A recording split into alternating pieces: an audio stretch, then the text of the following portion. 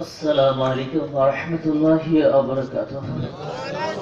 إن الحمد لله نحمده ونستعينه ونستغفره ونعوذ بالله من شرور أنفسنا ومن سيئات أعمالنا. من يهده الله فلا مضل له ومن يضلله فلا هادي له، ونشهد أن لا إله إلا الله وحده لا شريك له، وأشهد أن محمدا عبده ورسوله صلى الله عليه وسلم، الذي أرسل رسوله بالحق بشيرا ونذيرا وداعيا إلى الله بإذنه وسراجا منيرا. فقد قال الله سبحانه وتعالى: إن الله وملائكته يصلون على النبي يا أيها الذين آمنوا صلوا عليه وسلموا تسليما. اللهم صل على محمد وعلى آل محمد كما صليت على إبراهيم وعلى آل إبراهيم إنك حميد مجيد. اللهم بارك على محمد وعلى آل محمد كما باركت على إبراهيم وعلى آل إبراهيم إنك حميد مجيد. أما بعد، فإن خير الحديث كتاب الله، وخير الهدي هدي محمد صلى الله عليه وسلم، وشر الأمور محدثاتها، وكل محدثة بدعة، وكل بدعة ضلالة، وكل ضلالة في النار.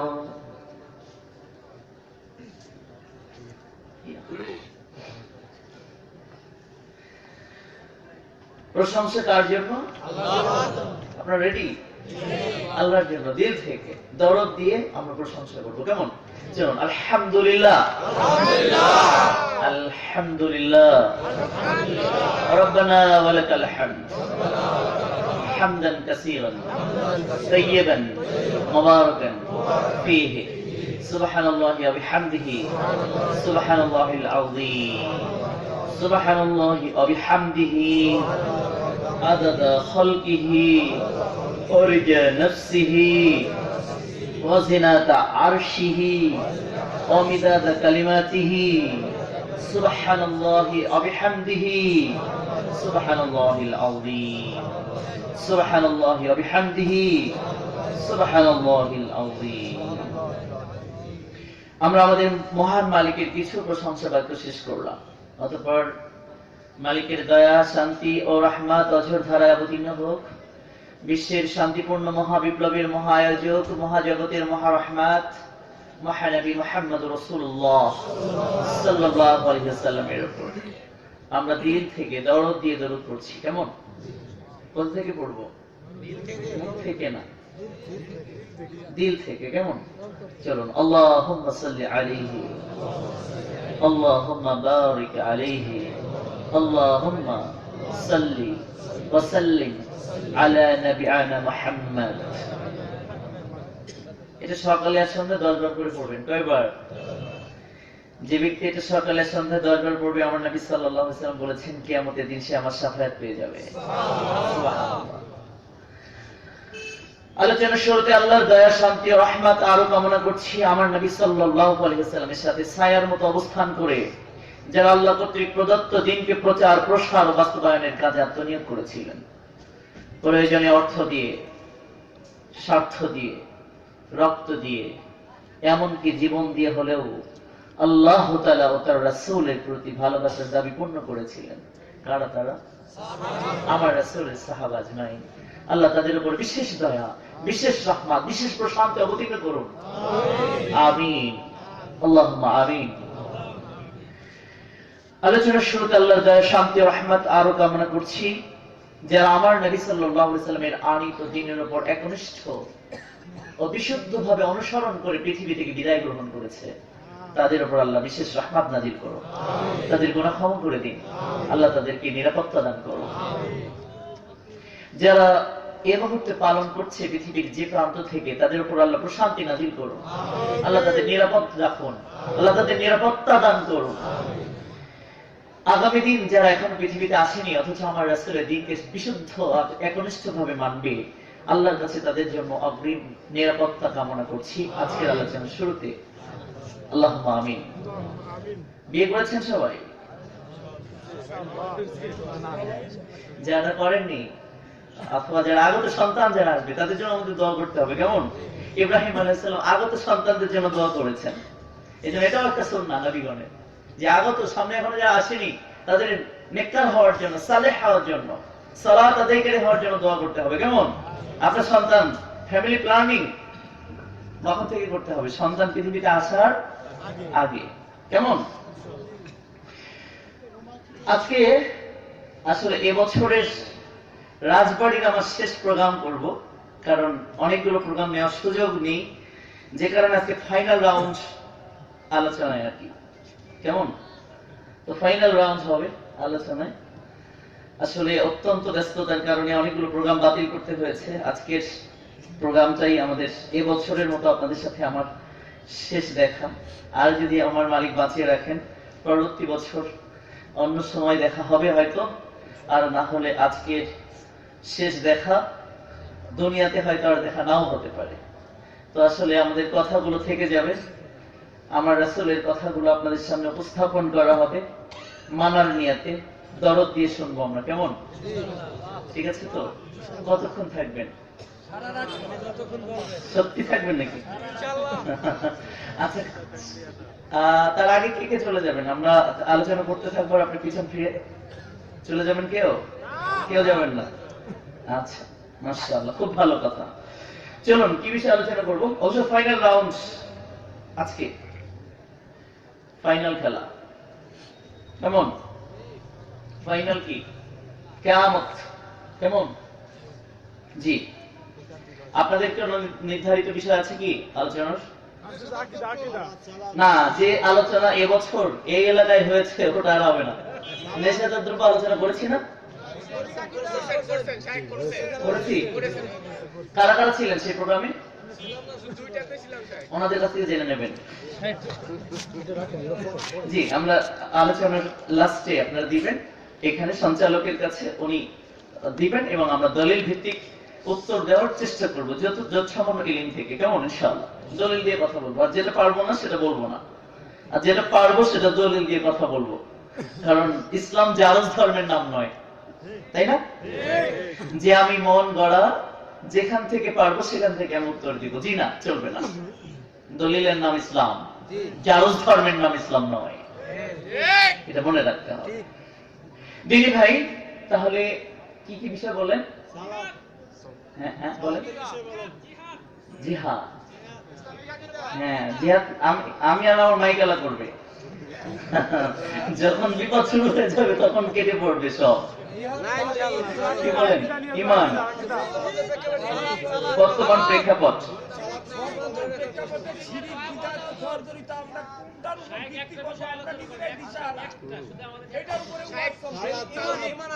সেটা কি?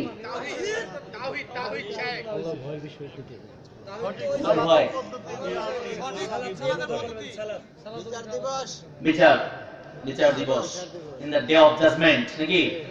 এটা ফাইনাল খেলা। জি, চলেন ফাইনাল খেলা দিয়ে শুরু হোক, তারপরে অন্যান্যগুলো পর্যায়ক্রমে আসবে। আপনারা যেহেতু অনেকক্ষণ থাকবেন বলেছেন, একটানা 8 ঘন্টা বক্তব্য দেওয়ার রেকর্ড করা হয়েছে। আজকে শেরেকত রাজবাড়ি ভাঙতে আমার আপত্তি নেই, যেহেতু আগামীকাল ফ্রাইডে, কালকে আসলে ছুটির দিন, অসুবিধা নেই। আজকে আপনারা যদি সঙ্গ দেন তাহলে বসার সুযোগ আছে। তবে যারা দাঁড়িয়ে আছে তাদের জন্য দুঃখজনক ঘটনা, তাদের হয় মাহফিল ত্যাগ করতে হবে, নাহলে বসতে হবে। মানে আমি আসলে আলোচনা জগতে একেবারে ডিফারেন্স একজন মানুষের নাম, যে কারণে আমার বক্তব্যে কিছু আদাব লাগে। যদিও আসলে আমার আগে যিনি আলোচনা করেছেন বিশ্ববিখ্যাত একজন ব্যক্তির নাম, উনি আলোচনা করেছেন, উনি অত্যন্ত সহজ মানুষ, কিন্তু আমি অত্যন্ত কঠিন মানুষ। হ্যাঁ, যে কারণে বসতে হবে, আপনাদের বসার জন্য অনুরোধ করছি, বসলে একটা উপকার আছে। আমার নবী সাল্লাল্লাহু আলাইহি সাল্লাম বললেন, মান খারাজা ফি তালাবিল ইলমি ফাহুয়া ফি সাবিলিল্লাহ।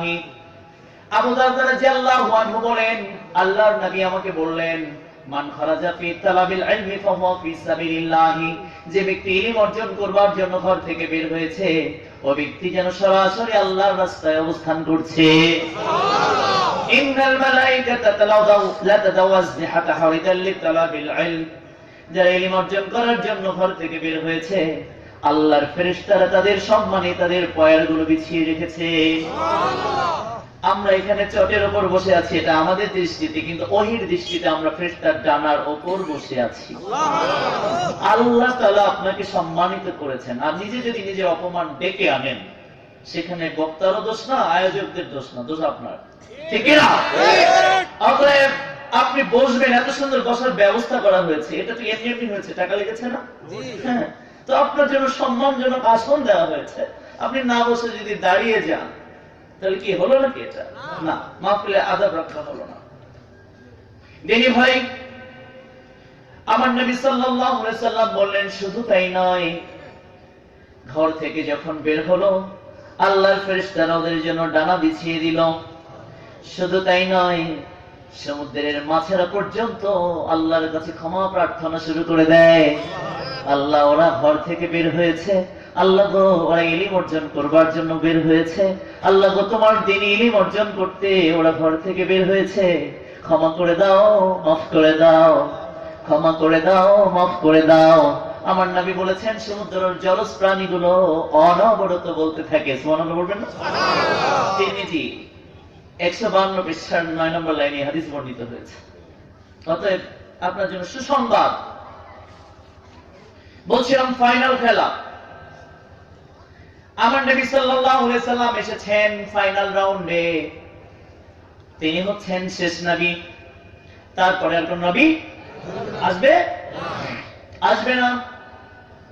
আমার নবী সাল্লাল্লাহু আলাইহি সাল্লাম বললেন, আমার পরে তো নবী আসবে না। সাইফুদ্দিন বিলাল মাদানী হাফিজাহুল্লাহ একটু আগে আলোচনা করছিলেন, আমার আগে আমি শুনছিলাম। তিনি বললেন, আমার নবীর পরে আর নবী তো আসবে না, এমন কি একজন নবী আসবে কিয়ামতের আগে, কিন্তু তিনি নবুয়্যতের দাবি নিয়ে আসবেন না, তিনি আমার রাসূলের শরীয়তের উপর পাবন্দী থেকে জীবন কাটিয়ে দিবেন। সুবহানাল্লাহ। আমার নবী বললেন, আবু হুরায়রা রাদিয়াল্লাহু আনহু বলেন, আল্লাহর নবী বলেছেন, ও সাহাবারা, কাইফা আনতুম ইযা নাযালা ঈসা ইবনে মারইয়াম মিনকুম ওয়া ইমামুকুম মিনকুম। ফাইনাল অবস্থা যখন চলে, এই সময় তোমাদের মধ্যে ঈসা ইবনে মারইয়ামের মতো একজন নবী চলে আসবেন, ওয়া ইমামুকুম মিনকুম, কিন্তু ইমাম তথা নেতা নির্বাচন হবে তোমাদের মধ্য থেকে। সুবহানাল্লাহ। বললেন, সাহাবা, তোমাদের কাইফা আনতুম, তোমাদের সেদিন কেমন লাগবে, যেদিন ঈসা ইবনে মারইয়ামের মতো একজন জলিলুল কদর নবী ও রাসূল পৃথিবীতে শেষ জামানায় চলে আসবে, কিন্তু ইমাম নির্বাচন হবে তোমাদের মধ্য থেকে। তার মানে এই নবীর উম্মতকে আল্লাহ এত সম্মানিত করেছেন। সুবহানাল্লাহ। বুখারী। যে তোমাদের কেমন লাগবে সেদিন, সাহাবাদেরকে বলছেন, উম্মত কেমন লাগবে, ইমাম তোমাদের মধ্য থেকে নির্বাচন হবে। ঈসা ইবনে মারইয়াম নবী, তিনি একজন রাসূল বটে, কিন্তু নেতৃত্ব থাকবে আমার উম্মতের হাতে। আল্লাহ সুবহানাহু ওয়া তাআলা নির্বাচন করেছেন ফাইনাল খেলার জন্য আমার নবীর উম্মতকে। সুবহানাল্লাহ। ফাইনাল খেলা চলছে, পুরস্কার বিতরণের দিন হচ্ছে in the day of judgement, সেই মহাপ্রলয়ের দিন। ওয়ায়াকুলুনা মাতা হাযাল ওয়া'দু ইন কুনতুম সাদিকিন। হে আমার নবী, পৃথিবীর কুফফার জাতি তোমার কাছে সেই in the day of judgement, কিয়ামত দিবসের কথা, পুরস্কার বিতরণী চূড়ান্ত পর্বের ফাইনাল যারা খেললো, খেলার পরে চূড়ান্ত ভাবে পুরস্কার যখন বিতরণ হবে, অথবা মহাপ্রলয় যখন হবে, সে সম্পর্কে তোমার কাছে জিজ্ঞাসা করে, ওয়ায়াকুলুনা মাতা হাযাল ওয়া'দু ইন কুনতুম সাদিকিন, তোমরা যদি সত্যবাদী হও বলো সেই কিয়ামত কবে হবে। কাফেররা জিজ্ঞেস করছে আমার রাসূলকে, তুমি যদি সত্যবাদী হও তুমি বলে দাও কিয়ামত কবে হবে। মাতা হাজাল ওয়া'দ ইন কুনতুম সাদিকিন, তুমি যদি সত্যবাদী হও বলো কিয়ামত কবে হবে। সূরা মুলক 29 নম্বর পারা 67 নম্বর সূরার 25 নম্বর আয়াত। যদি আপনারা আমার মতো, আমার লোকের কথা বলে লাভ নেই, আমার মতো মুফতির কাছে যদি জিজ্ঞাসা করতো, মুফতি ইউসুফ জাহান বলুন কিয়ামত কবে হবে, আমি হয়তো রিসার্চ করে গবেষণা করে বলতাম এত সাল থেকে এত সালের মধ্যে হওয়ার সম্ভাবনা আছে বা হবে। কিন্তু আল্লাহর নবী, তিনি নবুয়ত প্রাপ্ত ব্যক্তি, আল্লাহর কাছে তিনি জিজ্ঞাসা করলেন, ও আল্লাহ, they asked me about the day of judgment, আমাকে তার কিয়ামত সম্পর্কে প্রশ্ন করেছে। What can I say to them, আমি এখন তাদের কি বলতাম? কি বলছেন? আল্লাহ তার আল্লাহর নবী তার আল্লাহকে জিজ্ঞাসা করছেন, আল্লাহ আমি কি বলতাম জাতি আমার কাছে কিয়ামত সম্পর্কে জিজ্ঞাসা করেছে। কারণ ওরা তুচ্ছ তাচ্ছিল্য করছে, ওরা মোচ মারে, ওরা মনে করে যে এই যে খাওয়া দাওয়া ফুর্তি করো, দুনিয়া মস্ত বড়, এরপর আর কিছু নাই। ওরা আমার কাছে প্রশ্ন করেছে, আমি এখন ওদের কি বলতাম?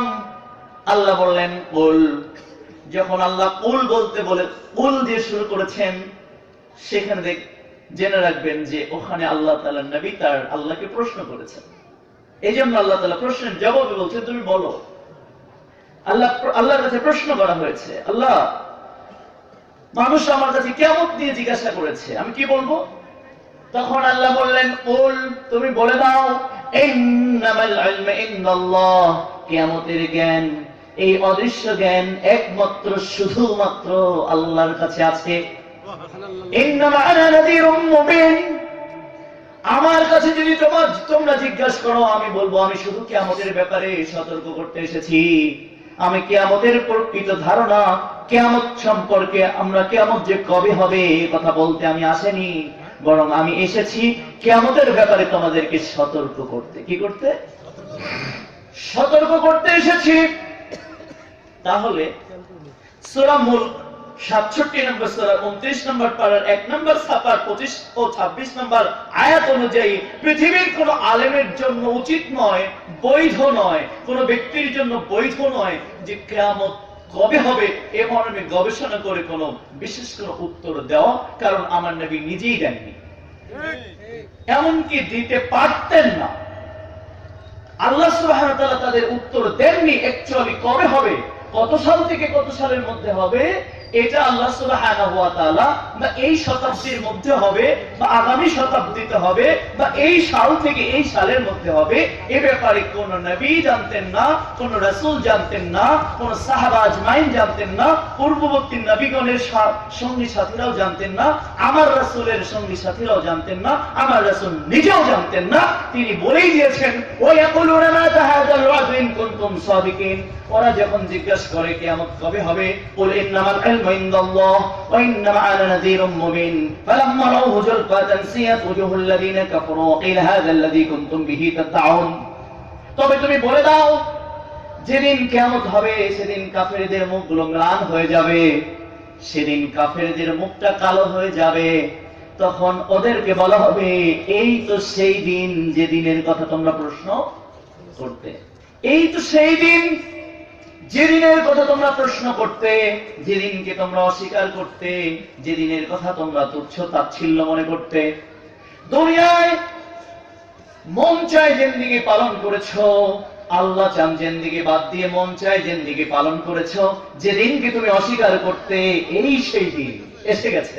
সূরা মুলক 27 নম্বর আয়াত, 25 নম্বর আয়াতে আল্লাহ বলছেন, ওরা জিজ্ঞাসা করে 26 নম্বর আয়াতে গিয়ে বলছেন তুমি বলো এটা আল্লাহর কাছে আছে, আমার কাছে জ্ঞান নেই, আমি সতর্ককারী কিয়ামত ব্যাপারে। কি সতর্ক? এই করলে এই হবে, পুরস্কার পাবে এই করলে, তিরস্কার পাবে এই করলে, জান্নাত পাবে এই করলে, জাহান্নাম পাবে এই করলে। এই ব্যাপারগুলো আমি তোমাদেরকে সতর্ক করার জন্য এসেছি। আমার নবী একই সাথে ছিলেন বাশির ওয়া নাযীর। বাশির মানে হচ্ছে সুসংবাদদাতা। কিসের সুসংবাদ? জান্নাতের সুসংবাদ। আরেকটা হচ্ছে নাদির, মানে সতর্ককারী। কিসের সতর্ক? জাহান্নাম থেকে সতর্ক বার্তা তিনি দিতে এসেছেন। কিয়ামতের দিন কাফেরদের মুখটা ম্লান হয়ে যাবে, কালো হয়ে যাবে। ইযা ওয়াকিয়াতিল ওয়াকিয়া, যেদিন কিয়ামত সংঘটিত হবে। লাইসা লিওয়াকিয়াতিহা কাযিবা, সেদিন কিয়ামত সম্পর্কে অস্বীকারী আর কাউকে পাওয়া যাবে না। সেদিন যেদিন কিয়ামত সংঘটিত হবে, সূরা ওয়াকিয়া 56 নম্বর সূরার 1-2 আয়াতে আছে, যেদিন কিয়ামত হবে সেদিন কিয়ামতের আর অস্বীকার কেউ করতে পারবে না। কারণ সে দেখবে কিয়ামত চলে, কিয়ামত চলছে। তখন আর কিয়ামতকে অস্বীকারী কাউকে পাওয়া যাবে না। খাফিদাত রাফিয়া, সেদিন কাউকে সমুন্নত করা হবে, কাউকে মর্যাদার আসনে অধিষ্ঠিত করে দেওয়া হবে। তার মানে ফাইনাল রাউন্ডের পুরস্কার বিতরণী শুরু হয়ে যাবে। সেদিন কারোর মুখ হয়ে যাবে হাস্যোজ্জ্বল, কারণ তারা পুরস্কার পাবে। সুবহানাল্লাহ বলবেন। খাফিদাতুর রাফিয়া, কারোর মুখ হয়ে যাবে সেদিন উজ্জ্বল, হাস্যোজ্জ্বল হবে। আর কাউকে সেদিন নিমজ্জিত করা হবে, অবদমিত করা হবে, অপমানিত করা হবে। এই যে রজ্জাতুল আরজা, তখন সেদিন পৃথিবী প্রচন্ড করে কম্পন শুরু হয়ে যাবে। পৃথিবী তার জীব উপরে যা কিছু আছে তা নিয়ে প্রচন্ড বেগে কাঁপতে শুরু করবে। অবস্থাতিল জিবালু ওয়াসসা, সেদিন পাহাড়গুলোকে চূর্ণ বিচূর্ণ করে দেওয়া হবে। পাহাড়গুলোকে উৎক্ষিপ্ত ধূলিকণায় পরিপূর্ণ করে দেওয়া হবে। পাহাড়গুলো, যে পাহাড়গুলো এত বড় বড় পাহাড়, আমাদের পৃথিবীর সামনে, আমাদের সামনে চোখের সামনে যে সমস্ত প্রচন্ড বড় বড় পাহাড়গুলো, পাথরের পাহাড়। আপনার পাথরের পাহাড় দেখেছেন কি? পাথরের পাহাড় যেগুলো প্রচন্ড শক্তিশালী পাহাড়, আমার আল্লাহ বলছেন সেই পাহাড়গুলোকে আমি উৎক্ষিপ্ত ধূলিকণায় পরিণত করে দেব। ওয়াকুনতুম আজওয়াজান সালাসা, you will divide it into 3 parties. সেদিন তোমরা 3 দলে বিভক্ত হয়ে যাবে। যেখান থেকে মাদানী সাহেব আলোচনা শেষ করেছেন, আমার আলোচনা আজ ওখান থেকে শুরু। এটাই বেটার, তাহলে মানুষের বুঝতে, শুনতে, জানতে সহজ হয়ে যায়। তোমরা সেদিন you will be divided into 3 parties, তোমরা 3 দলে বিভক্ত হয়ে যাবে। একটা দল হচ্ছে আসহাবুল ইয়ামিন, একটা দল হবে ডান দল। কোন দল? একটা হবে ডান দল, ওরা সবাই পুরস্কার পাবে। মা আসহাবুল ইয়ামিন, নবী আমি তোমাকে কি করে বোঝাবো, জাতি কি করে বোঝাবো? আল্লাহ নিজেই বলছেন কত সৌভাগ্যবান হবে সেই ডান দলের লোকেরা। সুবহানাল্লাহ বলেন। হ্যাঁ হ্যাঁ, আসহাবুল ইয়ামিন মা আসহাবুল মাইমানা, আসহাবুল ইয়ামিন আসহাবুশ শিমাল মা আসহাবুশ শিমাল। আরেক দলের নাম হবে বাম দল। কোন দল? বাম দল। বাম দল চেনেননি আপনারা? বামপন্থী, রামপন্থী। আল্লাহ বামপন্থীদের ব্যাপারে কোরআনে আলোচনা করেছেন সূরা ওয়াকিয়ার মধ্যে। ওরা হবে বামপন্থী। ওরা পার্থিব জীবনে নিজের জীবনকে, নিজের রায়কে, নিজের মন মস্তিষ্কর বিধানকে ওদের জন্য উপজীব্য করে নিয়েছে। এই জন্য ওরা হবে বামপন্থী। আল্লাহ বলছেন কত দুর্ভোগ পোহাবে সেই বামপন্থীরা। আরেক দলের নাম হচ্ছে Sadikun, Sadikun, man of the match. তারা হবে কি? ম্যান অফ দ্য ম্যাচ হবে, ম্যান অফ দ্য ম্যাচ। মানে এখন কয় দল? খেলা চলে, আল্লাহ খেলাচ্ছেন, দেখি কেমন খেলতে পারো তোমরা। এক দলকে গড়ে পুরস্কার দেওয়া হবে যারা ডান দল, আরেক দল হবে বাম দল, আরেক দল হবে ম্যাচ খেলা। উলাইকাল মুকাররাবুন, সুবহানাল্লাহ। ওরা আল্লাহর সবচেয়ে নিকটে থাকবে, ওরা আল্লাহর সবচেয়ে কাছাকাছি থাকবে, ওরা রবের একেবারে নিকটবর্তী হয়ে যাবে। কোন দল? অগ্রবর্তী দল। তাহলে দল কয়টা পেলাম? তিনটা। এক হলো ডান দল, এক হলো বাম দল, এক হলো অগ্রবর্তী দল। আরেক দল কি? অগ্রবর্তী দল। এবার ডান দল বোঝাবো, বাম দল বোঝাবো, আর অগ্রবর্তী দল বোঝাবো। কারা ডান দল, কারা বাম দল, কারা অগ্রবর্তী দল? আমার নবী সাল্লাল্লাহু আলাইহি ওয়াসাল্লাম বললেন, in the day of judgment, সেই কিয়ামতের দিন, সালাসাতুন লা তারাইনুহুমুন নার আল ইয়াউমাল কিয়ামা, তিন শ্রেণীর মানুষ কিয়ামতের দিন জাহান্নামে যাওয়া তো দূরের কথা, ওরা জাহান্নাম চোখেই দেখবে না। সুবহানাল্লাহ বলেন। তিন শ্রেণীর মানুষ আছে, আজকে তিনে তিন আলোচনা চলবে, কেমন? তিনে তিন ইনশাআল্লাহ। তিন শ্রেণীর মানুষ আছে কিয়ামতের দিন, ওরা জাহান্নামে যাওয়া তো দূরে থাক, ওরা জাহান্নামটা চোখেই দেখবে না, আল্লাহ ওদেরকে জাহান্নাম দেখাবে না। কারণ এরা হলো অগ্রবর্তী দল, এরা হলো আল্লাহর নৈকট্য প্রাপ্ত দল, এরা আল্লাহর কাছাকাছি থাকবে। ওয়াইনুন গাদাতুন মিন খাশিয়াতিল্লাহ, যে চোখ আল্লাহর জন্য অস্ত্র ঝরায়, অস্ত্রসিক্ত চোখ, আল্লাহ তাআলা কিয়ামতে জাহান্নাম দেখাবেন না। সুবহানাল্লাহ। ওয়াইনুন হারাসাত ফি সাবিলিল্লাহ, যে চোখটা আল্লাহর রাস্তায় জেগে যায়, যে চোখ আল্লাহর রাস্তায় জেগে যায়, যে চোখ আল্লাহর রাস্তায় অস্ত্র ঝরায়, যে চোখ আল্লাহর জন্য জেগে যায়, জাগ্রত হয়ে যায়, এই চোখ জাহান্নাম দেখবে না। আইনুন গাদাত মিন মাহারামিল্লাহ, আর এক চোখ আছে গায়রে মাহারাম দেখলে চোখটা নিচু হয়ে যায়। এই তিন শ্রেণীর মানুষ কিয়ামতের দিন জাহান্নামে যাওয়া তো দূরে থাক, আল্লাহ সুবহানাহু ওয়া তাআলা তাদেরকে জাহান্নাম দেখাবে না। এত বেশি সম্মান আল্লাহ তাদের দিয়েছেন। সিলসিলাতুল আহাদিস সহিহ 1477 নম্বর হাদিস এটা। আল্লামা আলবানী হাদিসটিকে সহিহ বলেছেন। তাহলে আজকে আমরা কয়টা আমল পেলাম? প্রথমেই কয়টা বললাম? তিনটা। প্রথম আমল হলো আল্লাহর জন্য আমাদের কাঁদতে হবে। কি করব? কাঁদতে হবে। কাঁদার সময় আছে? কাঁদার সময় প্রত্যেকদিন বের করুন, আল্লাহর জন্য কাঁদার সময় বের করুন। যদি আল্লাহর জন্য কাঁদতে পারেন, দিনী ভাই, আল্লাহর রাসূল বলেছেন, মানে আল্লাহই বলেছেন, ওমা ইয়ানতিকু আনিল হাওয়া ইন হুয়া ইল্লা ওয়াহয়ুন ইউহা, আমার রাসূল তো নিজের মন মস্তিষ্ক মতো কোনো কথা বলে না। ওনাকে যা বলতে বলা হয়, ওনাকে যা অর্ডার করা হয়, ওনাকে যা প্রত্যাদেশ করা হয়, বা ওনাকে যা ওহী করা হয়, শুধুমাত্র তিনি ওহীটা বলেন। তার মানে আল্লাহ বলতে বলেছেন তাই বলেছেন, নিজের থেকে বলেননি। কেমন? তাহলে আপনি যদি আপনার চোখ দিয়ে যদি আল্লাহর জন্য অস্ত্র ঝরে, তাহলে আপনি জাহান্নামে যাবেন না ইনশাআল্লাহ। জাহান্নামে যাবেন না। জাহান্নামে যাবেন না মানে আপনি সৌভাগ্যবান ব্যক্তিদের অন্তর্ভুক্ত। কিয়ামতের দিন আপনার, যেটা আমরা আলোচনায় নিয়ে এসেছি, কিয়ামতের আলোচনায়, কিয়ামতের আজকে ফার্স্ট আলোচনা হবে ইনশাআল্লাহ। অনেক দীর্ঘ আলোচনা, অনেক বড় আলোচনা, এবং সারগর্ভ অনেক আলোচনা রয়েছে। কিন্তু আলোচনা শুরুতে বলেছে খাফিদাতুর রাফিয়া, সেদিন কারোর মুখ উজ্জ্বল হয়ে যাবে, ওদের কোনো চিন্তাই থাকবে না, কিয়ামত চলছে, কি হয়েছে? আমি দুনিয়ায় মন চাই জিন্দেগি পালন করিনি, আমার আখিরাতে কোনো চিন্তার কোনো কারণ নাই।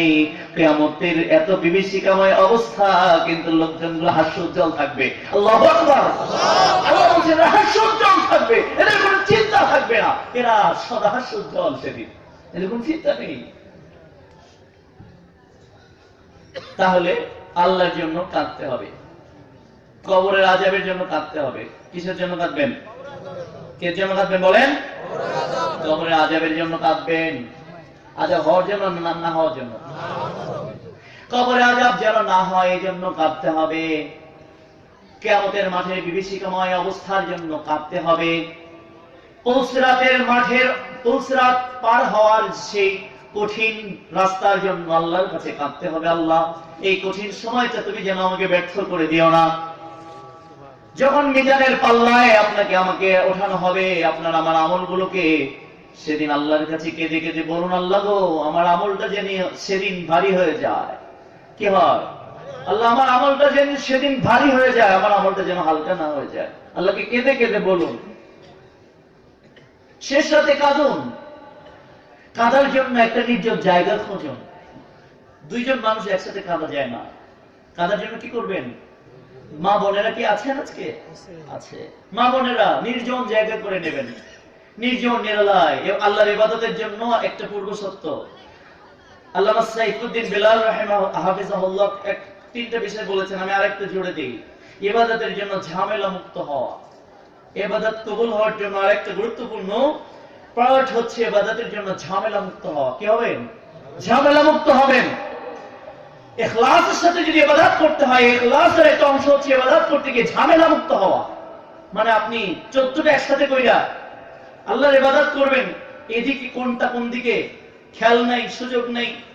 যেমন পড়ছেন আলহামদুলিল্লাহি রাব্বিল আলামিন, চিন্তা করছেন হায় হায় সে আমার ক্যাশ বক্সের চাবির যে বক্স, সেটা আমি ক্যাশ বক্সের উপরে রেখে আসছি। আপনি ঝামেলা মুক্ত হলেন? আপনি বলছেন আর রহমানির রহিম, চিন্তা করলেন হায় হায় সে আইফোনটা অফিসের টেবিলের উপরে রেখে আসছে, কাম সারছে। নাহলে দোকানের টেবিলের উপরে আইফোন, 80,000 টাকার আইফোন রেখে আসছি। আপনি যখন ইবাদতে যাবেন, আপনি পৃথিবীর সব কাজগুলো থেকে আদূর হবেন, ফ্রি হবেন, মুক্ত হবেন। আপনি যখন এভাবে নিজেকে প্রস্তুত করবেন যাতে পৃথিবীর কোনো চিন্তা যেন আমাকে গ্রাস করতে না পারে। কিন্তু সেটা কি হচ্ছে আজ আমাদের? হচ্ছে না। এই জন্য ইবাদত কবুল হচ্ছে না। দিনে ভাই ইবাদতের জন্য ঝামেলা মুক্ত হন, দিনে বোন কাঁদার জন্য ঝামেলা মুক্ত হন।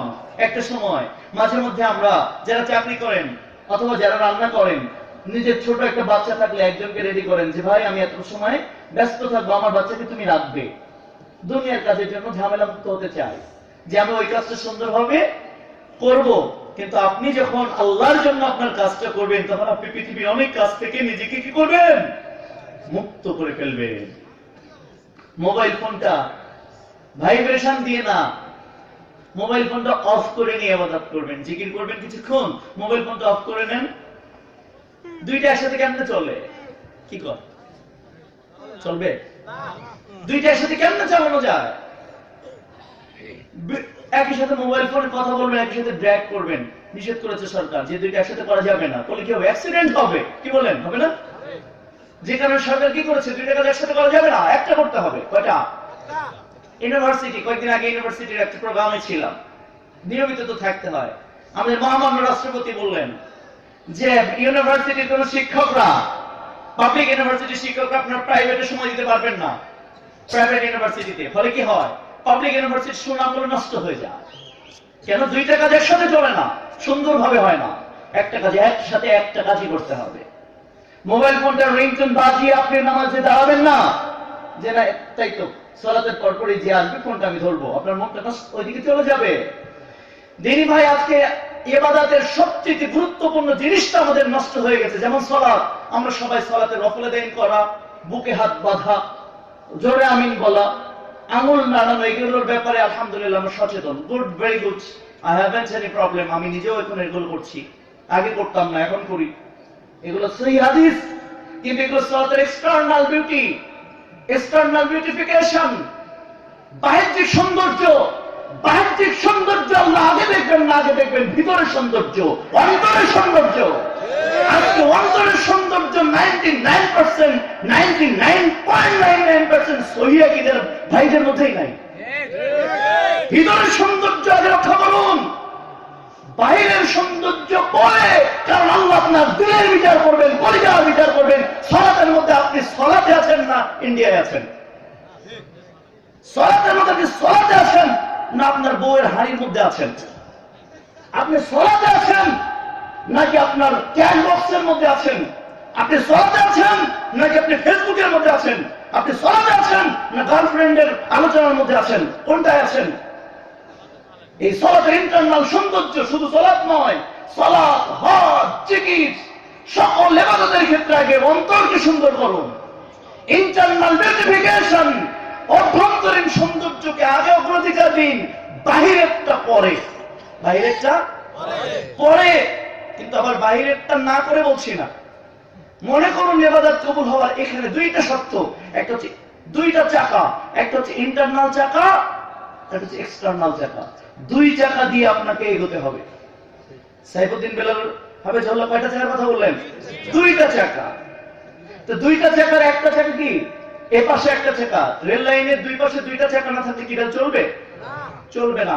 ইন্টারনাল সৌন্দর্য একটা চাকা আর এক্সটার্নাল সৌন্দর্য একটা চাকা, এই দুই চাকা দিয়ে ইবাদতের ইখলাস নিয়ে আসতে হবে। সুবহানাল্লাহ বলেন। ইবাদতে যদি ইখলাস নিয়ে আসতে হয় তাহলে কয়টা চাকা? ইখলাসের চাকা কয়টা? দুইটা। উনি মূলটা আলোচনা করেছেন, আমি ওইগুলো শাখাগুলো আলোচনা করছি, তাহলে আপনি বুঝতে পারবেন। দিনী ভাই, আল্লাহ তাআলা তাই বললেন যে তাদেরকে আল্লাহ তাআলা কিয়ামতের দিন জাহান্নাম দেখাবেন না। হাদিসে চলে যায় আবার, কারণ ওরা আল্লাহর জন্য কান্না করেছে, ঝামেলা মুক্ত হয়েছে, ঝামেলা মুক্ত হয়ে একটা একটা সময়কে বেছে নিয়েছে যে আমি কবরের জন্য কাঁদবো, আমি হাসরের মাঠের জন্য কাঁদবো, আমি পুলসরাতের জন্য কাঁদবো। আপনি কাঁদবেন না মানে কি? সাহাবাদের একটা দল বলছেন ওসমান মানে যাকে দেখলে ফেরেশতারা লজ্জা পেত, ওসমান মানে আল্লাহর নবী সাল্লাল্লাহু আলাইহি ওয়াসাল্লাম যাকে অত্যন্ত পছন্দ করতেন, ভালোবাসতেন। একদিন জান্নাতের খবর বলতে বলতে আল্লাহর নবী সাল্লাল্লাহু আলাইহি ওয়াসাল্লাম বলে ফেললেন, এত সন্তুষ্ট হয়ে গেলেন, আল্লাহ তার মুখ দিয়ে বলালেন, নবী তুমি বলে দাও এই লোকগুলোর আগে আমি সার্টিফিকেট দিয়ে দেই। আবু বকর জান্নাতে যাবে, ওমর জান্নাতে যাবে, ওসমান জান্নাতে যাবে, আলী জান্নাতে যাবে, তালহা যাবে, জুবাইর যাবে। এভাবে 10 জন সাহাবা রাদিয়াল্লাহু আনহুর নাম বললেন। তার মধ্যে আল্লাহর নবী নিজের জীবদ্দশায় বলে গেলেন ওসমান জান্নাতে যাবে। কে যাবে? ওসমান রাদিয়াল্লাহু আনহু। ওসমান জান্নাতে যাবে। এই কথা বলার পরে সব সাহাবারা নিশ্চিত হয়ে গেলেন এই লোকগুলো জান্নাতি মানুষ।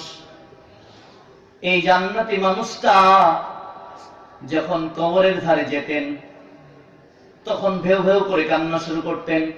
সাহাবারা বলেন, ওসমান আপনাকে জাহান্নামের আলোচনায় এত কাঁদতে দেখা যায় না, অন্যান্য বিভীষিকাময় পরিস্থিতির জন্য এত কাঁদতে দেখা যায় না, যখন কবরের ঘরে আসেন তখন আপনার চোখ মুখ ভিজে বৃষ্টির মতো পানি পড়তে থাকে, রহস্যটা কি? ওসমান রাদিয়াল্লাহু আনহু বললেন, কেন কাঁদবো না? সামি'তু রাসূলুল্লাহ সাল্লাল্লাহু আলাইহি ওয়াসাল্লাম ইয়াকুল, আমি আল্লাহর রাসূলকে বলতে শুনেছি, ইন্নাল কবরা আউয়ালা মানজিল মিন মানাজিলাল আখিরা ফা ইন্না জামিনহু ফাবাদু আইসার মিনহু ওয়া ইল্লাম ইয়ানজু মিনহু ফাবাদু আশাদ্দু মিনহু। রাওয়াহু তিরমিজি ইসনাদিন সহিহ। আল্লাহর নবীকে আমি বলতে শুনেছি, জেনে রেখো উম্মত, কবর হচ্ছে প্রথম মানজিল মিন মানাজিলাল আখিরা। ওনাকে জাগিয়ে দেন, বলেন আজকে ফাইনাল রাউন্ড চলে, ফাইনালে ঘুমালে তোমার কপালে খারাপ হয়েছে। ফাইনাল রাউন্ডে ঘুমানো চলবো? চলবে না, খুব মারাত্মক কথা আছে। আজকে আপনার ফাইনাল রাউন্ডে এই সময় আপনার কি থাকতে হবে? তৎপর থাকতে হবে। কি থাকতে হবে? তৎপর। কারণ আজকে চূড়ান্ত সিদ্ধান্ত চলে আসবে যে কে জান্নাতে যাবে, কে জাহান্নামে যাবে। এর মধ্যে সিদ্ধান্ত দেওয়া আছে। 1450 বছর আল্লাহ রাসূল সাল্লাল্লাহু আলাইহি ওয়াসাল্লাম সিদ্ধান্ত দিয়ে গেছেন। আমরা সেই সিদ্ধান্তগুলো আপনাদের কাছে রিভিউ করছি, আপনারা সেগুলো জেনে নেন। কবর প্রথম মানজিল মিন মানাজিলাল আখিরা, আখিরাতের অনেকগুলো মানজিলের মধ্যে ফাইন্না জামিনহু ফাওয়াদাইসুর মিনহু। জেনে রেখো, যার কবর সহজ হয়ে যাবে, কবর থেকে যাকে বাঁচিয়ে নেওয়া হবে, তার সমস্ত জায়গাগুলো আখিরাতের অন্যান্য সকল মানজিলগুলো তার জন্য সহজ করে দেওয়া হবে। দিল থেকে বলেন সুবহানাল্লাহ, আরেকবার বলেন আলহামদুলিল্লাহ। আল্লাহু আকবার, আল্লাহু আকবার, আল্লাহু আকবার, লা ইলাহা ইল্লাল্লাহু, আল্লাহু আকবার, আল্লাহু আকবার, ওয়ালিল্লাহিল হামদ। একটু জোরে বলি, এই জোরটা এই জন্য যাতে আমাদের পাশের জনের ঘুম ভেঙে যায়। কেমন? সুবহানাল্লাহি আলহামদুলিল্লাহি ওয়া লা ইলাহা ইল্লাল্লাহু, আল্লাহু আকবার। আবার সুবহানাল্লাহি আলহামদুলিল্লাহি ওয়া লা ইলাহা ইল্লাল্লাহু, আল্লাহু আকবার, আল্লাহু আকবার, আল্লাহু আকবার। দিনী ভাই, আমার নবী বললেন, যার কবর সহজ তার সব সহজ। সুবহানাল্লাহ বলবেন না? আর যে কবরে ধরা, ফাবাদু আশাদ্দু মিনহু ওয়া ইল্লাম ইয়ানজু মিনহু ফাবাদু আশাদ্দু মিনহু। যে কবরে ধরা সে সব জায়গায় ধরা পড়ে যাবে, যে কবরে ব্যর্থ হবে সে সব জায়গায় কি হবে? সব জায়গায় কি হবে? ব্যর্থ হয়ে যাবে। যে কবরে কবরে যে আল্লাহকে সন্তুষ্ট করতে পারবে না, সে আখিরাতের কোন জায়গায় আল্লাহকে সন্তুষ্ট করতে পারবে না, মূলত লোকটা জাহান্নামী হয়ে যাবে। এই জন্য ওসমান রাদিয়াল্লাহু আনহু কাঁদতেন। আপনাকে কাঁদতে হবে কিনা? হবে তো? কাঁদবেন, দোয়া করবেন আর কাঁদবেন। বলেন দোয়াটা শিখে নেন কবর থেকে বাঁচার জন্য। তাহলে কবর যেহেতু প্রথম মানজিল, তাহলে এই মানজিলে যে বেঁচে যাবে সে সব জায়গায় বেঁচে যাবে। এবার বাঁচার উপায় শিখে নেই আমরা। কেমন বাঁচার উপায়? কবর থেকে বাঁচার উপায়। কবর থেকে বাঁচার 5 উপায়। এক, বলেন আল্লাহুম্মা ইন্নী আউযু বিকা মিন আযাবি জাহান্নাম ওয়া আউযু বিকা মিন আযাবিল কবর ওয়া আউযু বিকা মিন ফিতনাতিল মাসিহিদ দাজ্জাল ওয়া আউযু বিকা মিন ফিতনাতিল মাহইয়া মামাতি আল্লাহুম্মা ইন্নী আউযু বিকা মিনাল মাহসামি ওয়া মিনাল মাগরাম। পড়েন এটা? মাশাআল্লাহ। এই দোয়াটা শেষ প্রত্যেক সালাতে শেষ রাকাতে তাশাহুদের পরে এটা পড়বেন। কেমন? দোয়া মাসুরা হিসেবে এটা পড়বেন। তাহলে কবরের আযাব থেকে কি হবে? রেহাই পাওয়া যাবে। এই দোয়াটা যারা জানেন না তারা কি করবেন? জেনে নেবেন, মুখস্থ করে নেবেন। আরেকবার পড়ি আল্লাহুম্মা ইন্নী আউযু বিকা মিন আযাবি জাহান্নাম ওয়া আউযু বিকা মিন আযাবিল কবর ওয়া আউযু বিকা মিন ফিতনাতিল মাসিহিদ দাজ্জাল ওয়া আউযু বিকা মিন ফিতনাতিল মাহইয়া মামাতি আল্লাহুম্মা ইন্নী আউযু বিকা মিনাল মাহসামি ওয়া মিনাল মাগরাম। 2, সকাল সন্ধ্যা করবেন আল্লাহুম্মা, বলেন আল্লাহুম্মা ইন্নী আউযু বিকা মিনাল কুফরি ওয়াল ফাকরি ওয়া আযাবাল কবর।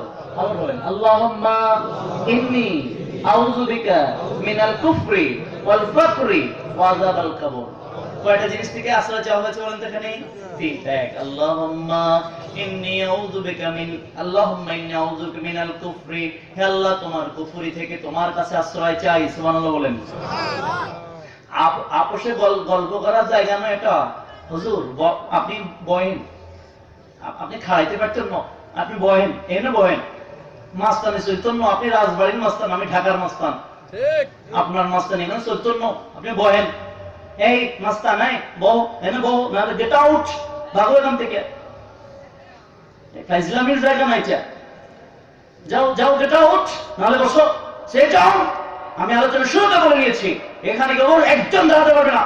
বসো, বসো না, বসো, সবাই বসে যাও, নাহলে গেট আউট, এখান থেকে চলে যাও। তোমার মতো শ্রোতা আমার প্রয়োজন নেই।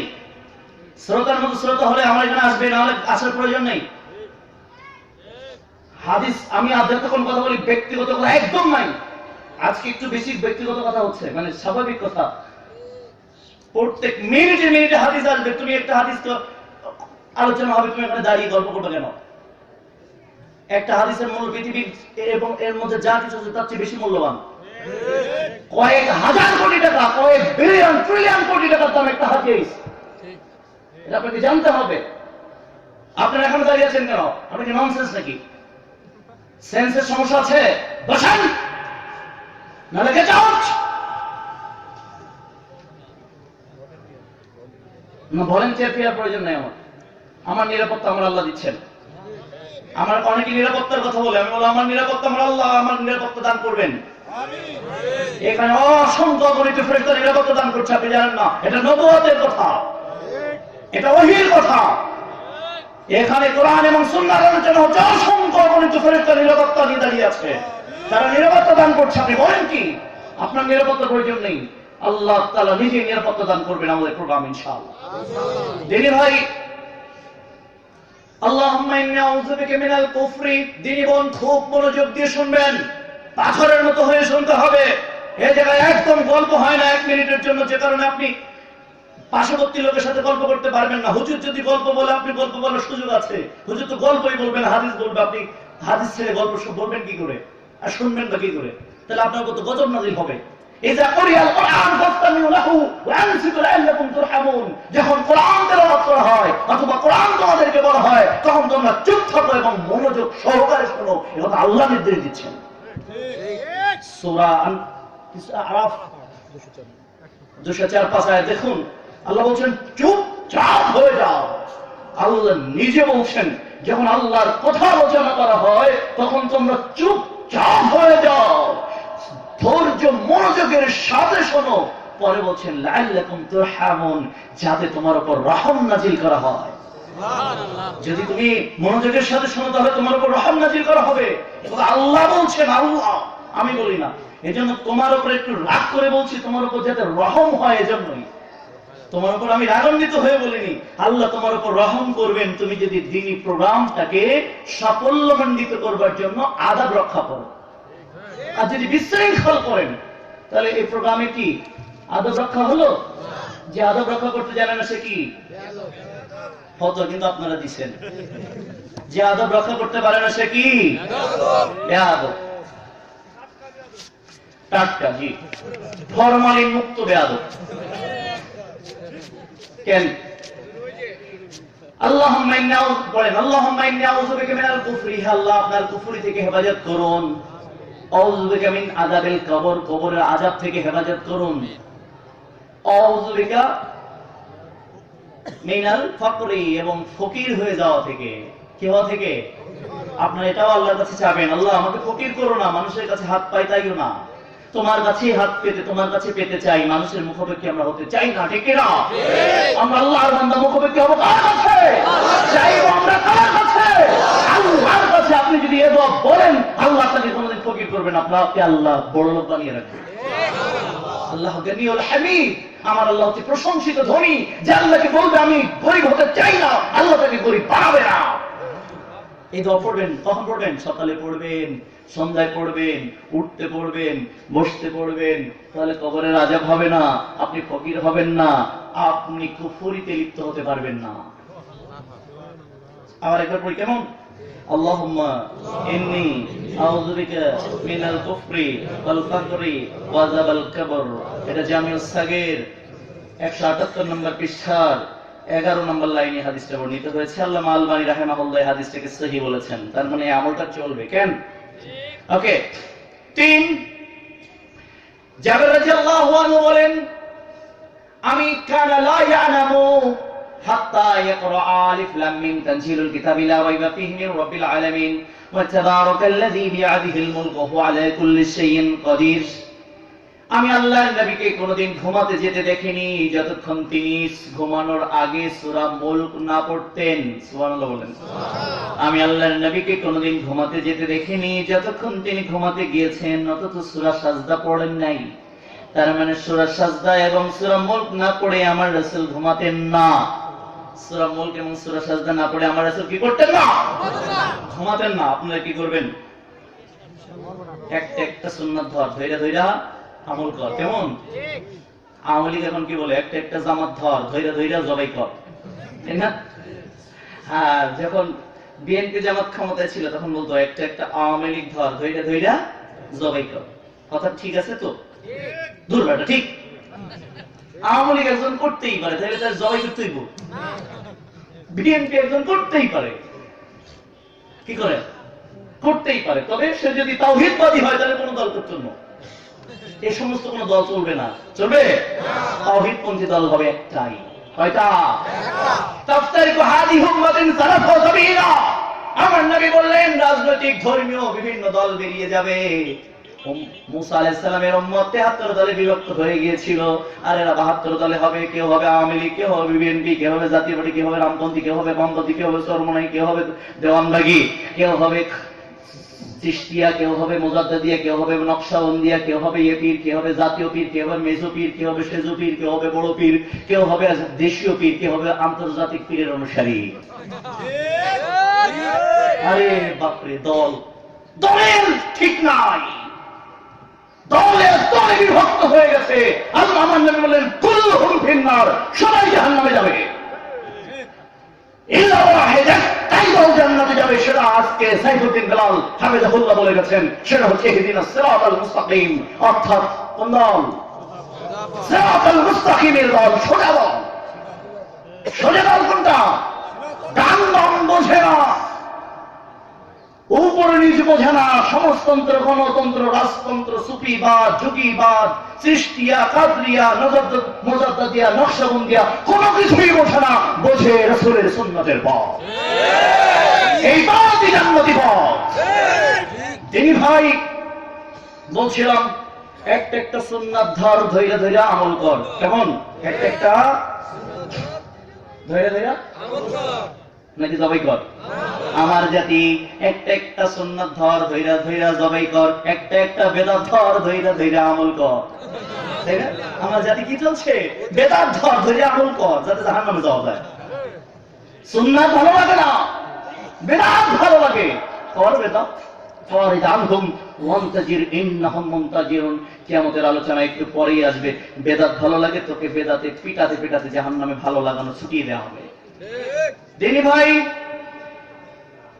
আল্লাহর নবী ঘুমাতেন না, তার মানে বোঝা গেল যে রাতে ঘুমানোর আগে সূরা মুলক এবং সূরা সাজদা একটা অপরিহার্য সুন্নাতের নাম। কিসের নাম? সুন্নাতের নাম। যে সুন্নাতকে মহব্বত করবে সে জাহান্নামে যাবে কেন? কোথায় যাবে? কার সাথে জান্নাতে যাবে? আমার নবী বললেন, আবু হুরায়রা রাদিয়াল্লাহু আনহু বলেন, রাসূল সাল্লাল্লাহু আলাইহি ওয়াসাল্লাম বলেছেন, কুল্লু উম্মতিন ইয়াদখুলুনাল জান্নাত, আমার সব উম্মতে জান্নাত চলে যাবে। আমার সব উম্মত কোথায় যাবে? সব উম্মত জান্নাতে যাবে, ইল্লা মান আবা, কিন্তু আবার গোষ্ঠী যেতে পারবে না। সাহাবারা বললেন, ওমান আবা, আবা কারা? বললেন, ওমান আতাআনি ফাদাখালাল জান্নাহ, যারা ডাইরেক্ট আমাকে অনুসরণ করবে এই লোকগুলো সবাই জান্নাতে চলে যাবে। আমি যা করেছি, আমি যা বলেছি তা মহব্বত করবে, তা মানবে, তা অনুসরণ করে চলবে, এই লোকগুলো ডাইরেক্ট জান্নাতে চলে যাবে। ওমান আতাআনি ফাকাদ আবা, যে আমার সুন্নাত বাদ দিয়া কোনটা পড়ছে? সূরা ওয়াকিয়া পড়েছে, সূরা মুলক পড়ে নাই, সূরা ইয়াসিন পড়েছে। সূরা ইয়াসিন পড়লে অবশ্যই নেকি হবে, প্রত্যেক অক্ষরের বিনিময়ে একটা। কিন্তু সূরা ইয়াসিন পড়ার মর্মে যতগুলো এক্সট্রা বোনাস প্রাপ্ত নেকির কথা বলা হয়েছে সবগুলো হাদিস জাল। সূরা হাশরের শেষ 3 আয়াত সকালে আর সন্ধ্যায় পড়লে 70,000 ফেরেশতা তার জন্য মাগফিরাত কামনা করবে। ওই দিন মৃত্যুবরণ করলে সে শহীদ হিসেবে পরিগণিত হবে। হাদিস সহিহ নয়, কিন্তু এদেশে এটাই চলে, এটাই চলে। সকাল হয় এটাই দিয়ে। আপনি কোরআন তেলাওয়াত দিয়ে সকাল করেন, মোস্ট আলহামদুলিল্লাহ, আপনাকে সাধুবাদ জানাই, কিন্তু বিশেষ নিয়াতে পড়লে জাহান্নামে যেতে হবে। কারণ কি? ওই নিয়াতে যদি পড়তে হয় হাদিস লাগবে সহিহ, তাহলে ঠিক আছে। কিন্তু হাদিস সহিহ নয়, আপনি সকাল করবেন, তা দিয়ে আপনার পিঠে জাহান্নামে নেওয়া হবে। কারণ আমার নবী সাল্লাল্লাহু আলাইহি সাল্লাম বলছেন, কুল্লুহুম ফিন্নার, ও সবাই জাহান্নামে যাবে। এখানে বলেন ওমান আতওয়ানি ফাদাখালাল জান্নাহ, যে আমাকে অনুসরণ করবে সোজাসুজি জান্নাতে যাবে। ওমান আতানি ফাকাদ আবা, আমার অনুসরণ বাদ দিয়ে মন মস্তিষ্কের অনুসরণ করবে, বাজারের 34 টাকা দামের চটি বইয়ের অনুসরণ করবে, জাল মুফতির অনুসরণ করবে, যার কোনো কথার সাথে হাদিস থাকে না, যার কোনো কথার সাথে কোরআনের আয়াত থাকে না, ওকে অনুসরণ করলেই ও জান্নাতে যেতে অসম্মত, যেতে পারবে না। কারণ ওর কথার মধ্যে রাসূলের সুন্নাহ নেই, ওর কথার মধ্যে হুজুরের সুন্নাত আছে, রাসূলের সুন্নাত নেই। যিনি ভাই, তাই সূরা ওয়াকিয়া নয়, সূরা ইয়াসিন নয়, রাতে ঘুমানোর আগে যে সূরা পড়তে হবে তার নাম সূরাতুস সাজদা এবং সূরাতুল মুলক। আব্দুল্লাহ ইবনে আব্বাস রাদিয়াল্লাহু আনহু বলেন, রাসূল সাল্লাল্লাহু আলাইহি ওয়াসাল্লাম বলেছেন, সূরাতুত তাবারাকা হিয়াল মানিয়া মিন আযাবাল কবর। আল্লাহর নবী সূরা মুলক না বলে বললেন সূরাতুত তাবারাকা, যাতে আমগো গ্রামের আব্দুর রহিম গাও যদি এটা বুঝতে পারে। কেন? দেখবেন যে কারো যদি বলেন যে ভাই তুমি সূরা ইখলাস পড়ো, তবে সূরা ইখলাস কি? যদি বলেন কুল হু সূরা পড়ো, তাহলে ও বুঝে। ঠিক না? যদি বলা হয় আপনাদের হুজুর যদি বলে আপনি সূরা ফাতিহা পড়েন, তবে সূরা ফাতিহা আবার কি? যদি বলে আলহামদু সূরা পড়ো, তাহলে ও আচ্ছা আচ্ছা বুঝছি। তাই না? আমার নবী সাল্লাল্লাহু আলাইহি ওয়াসাল্লাম বলেন সূরা মুলক পড়ো, বরং বললেন সূরাতুত তাবারাকা, মানে সূরা মুলক শুরু হয়েছে তাবারাকাল্লাযী বিয়াদিহিল মুলকু ওয়া হুয়া আলা কুল্লি শাইইন কাদির। আলহামদু সূরা মানে সূরা ফাতিহা না, আলহামদু মানে আলহামদুলিল্লাহ দিয়ে শুরু হয়েছে। কুল হু সূরা মানে কুল হুয়াল্লাহু আহাদ দিয়ে শুরু হয়েছে। বললে মানুষ সহজে বুঝতে পারে। আমার নবী সহজ প্রাঞ্জল ভাষায় কথা বলতেন, কঠিন ভাষা বলতেন না, যাতে সবাই বুঝতে পারে। বলতেন সূরাতুত তাবারাকা হিয়াল মানিয়া মিন আযাবাল কবর। সূরা মুলক হচ্ছে কবরের আযাব রক্ষাকারী। সূরা মুলক কি? সূরা মুলক কি? দিনী বোন, আপনি বুঝতে পারছেন কোন দিকে ওনারা? ডান দিকে না বামে না আমার মাথার উপরে? পিছনের দিকে। যাক ভালো। এখানে প্রজেক্টর দেওয়া নিষেধ নয়, তবে আমার প্রোগ্রামে না দেওয়াই ভালো। আমি এটাকে খুব একটা ডাইরেক্ট পছন্দ করি না, তবে ডাইরেক্ট অপছন্দও করি না, তবে ডাইরেক্ট পছন্দ করি না। কথাটা কঠিন হয়ে গেল নি? আমি এটা নাজায়েজও বলি না, জায়েজও বলি না, এই দুইজনের মাঝখানে। এটা কি নাম? পুরুষও না মহিলাও না, এর নাম কি? হিজড়ে। কেন? এর নাম কি? পুরুষও না মহিলাও না। তো আমাদের পর্দা, মহিলারা পর্দা ইয়ের সামনে আমাদের ওয়াজ শুনবেন। এ ব্যাপারে আমার ফতোয়া যদি জানতে চান বলবো হারামও না হালালও না। হিজড়ে কেমন? যদি আপনি না দেখি আমার আওয়াজটা শোনেন, এটা আমি খুশি হব। দিনী বোন, আপনি যদি না দেখে শোনেন আমি খুশি হব, আর দেখে শুনলে খুশি হব না, বেজারও হব না। এ নিয়ে আবার ফতোয়াবাজি করিয়েন না। কেন? ফতোয়াবাজি করার মতো আমি কথা পাই নাই। কি বলেন হুজুর? ফতোয়া দেওয়া যাবে না, তো বলছি জায়েজ না, না জায়েজ না। কি বলেন? যাকে দিনী বোন, সূরা মুলক পড়ুন। আল্লাহর নবী বললেন, মহিলারা আমি তোমাদেরকে জাহান্নামে বেশি দেখে এসেছি। যে মহিলারা আমি তোমাদেরকে বেশি বেশি জাহান্নামে দেখে এসেছি, তার মানে জাহান্নামী মানে কবর দিয়ে শুরু হয়েছে ওর জাহান্নাম। দিনী বোন, কবর থেকে বাঁচুন, সূরা মুলক পড়ুন, নিয়মিত পড়ুন, পরিবার পরিজনকে পড়ান। হাদিস যেহেতু সহিহ, কবরের মুলক, সূরা মুলক কবর আযাব রক্ষা করবেই করবেই করবে, ইনশাআল্লাহ করবে।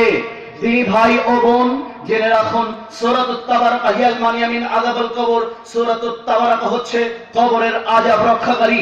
আমার নবী বললেন 30 আয়াত বিশিষ্ট এমন একটা সূরা কোরআনুল কারিমে আছে, আল্লাহর সাথে কিয়ামতের দিন ঝগড়া শুরু করবে। ঝগড়া করতে করতে করতে করতে করতে আল্লাহ যদি ওর বান্দাকে মাফ না করে, ও বেচারা ডেকে বসবে। সূরা মুলক বলবে, হয় আমাকে উঠাতে হবে কোরআন থেকে, না হলে ওকে ক্ষমা করতে হবে। আমাকে আমল করেছে, আরো কষ্টে থাকবে, হতে পারে না। তার মানে ওকে জান্নাত নেওয়াই লাগবে। আল্লাহ শেষ পর্যন্ত সূরা মুলক বেঁকে বসবে দেখে ওকে জান্নাতে পাঠিয়ে দেবে, যে যা করতে লটকারীকে নিয়ে জান্নাতে চলে যা। জান্নাতে চলে যাবে। সুবহানাল্লাহ বলেন। সূরাতুত তাবারাকা এত পাওয়ার রয়েছে। কেন রয়েছে জানেন? প্রথমেই আল্লাহ তাআলা আপনাদের কবর রচনা করেছে আপনাদের নীতির, আপনার দেশে, আপনার দশে, আপনার হুজুরের, আপনার খেজুরের, আপনার আলেমের, আপনার রাজনীতিবিদের, সবার কবর রচনা করা আছে পুরো সূরার মধ্যে। এই জন্য এই সূরার পাওয়ার এত। কেমন দেখেন, তাবারাকাল্লাযী বিয়াদিহিল মুলক ওয়া হুয়া আলা কুল্লি শাইইন কাদির। বরকতময় সেই সত্তা যার হাতে রয়েছে সর্বময় ক্ষমতা। শুরুতেই অ্যাকশন বললেন, তোমাদের জনগণের হাতে ক্ষমতা, এই নীতির কবর। জনগণ সকল ক্ষমতার মালিক। জানেন সকল ক্ষমতার মালিক মরিয়া দেখ, ক্ষমতার মালিক কেটা ধরে বুঝাই দেওয়া হইব। ক্ষমতার মালিক কে? আল্লাযী বিয়াদিহিল মুলক ওয়া হুয়া আলা কুল্লি শাইইন কাদির। বরকতময় সেই সত্তা যার হাতে রয়েছে সর্বময় ক্ষমতা। অন্য কারোর হাতে কোনো ক্ষমতা নাই। এটা হচ্ছে রাজনৈতিক নেতার কবর রচনা। এরপর আপনার ধর্মীয় নেতা কয়, বড় পীর আব্দুল কাদের জিলানী, জিলানের জিলান, তোমারই নামে জানাই কুরবান। কার জান কারে দেয়? জান তোর বাপে। কে দিয়েছে জান? আল্লাহ। তার আবার কয়, বড় পীর আব্দুল কাদের জিলানী করে কি কয় জানেন? গাউসে সুবহানি, কুতুবে রব্বানি। কি কোন? গাউসুল আজম। গাউসুল আজম। গাউস মানে কি? আল্লাহ। গাউস মানে কি? উদ্ধারকারী। আজম মানে কি? সবচেয়ে বড়। সবচেয়ে বড় উদ্ধারকারী কে? আল্লাহ। কোন মানুষ যদি কোন মানুষকে গাউসুল আজম বলে, তাকে যদি কেউ কাফের না বলে, সেও কাফের। কোন মানুষ যদি মানুষকে গাউসুল আজম বলে, ও যদি জান্নাতে যায়, একটা হিন্দু জাহান্নামে যাবে না। জেনে রাখবেন, গড়ে হিন্দুরা জাহান্নামে যাবে, জান্নাতে যাবে যদি গাউসুল আজম কোন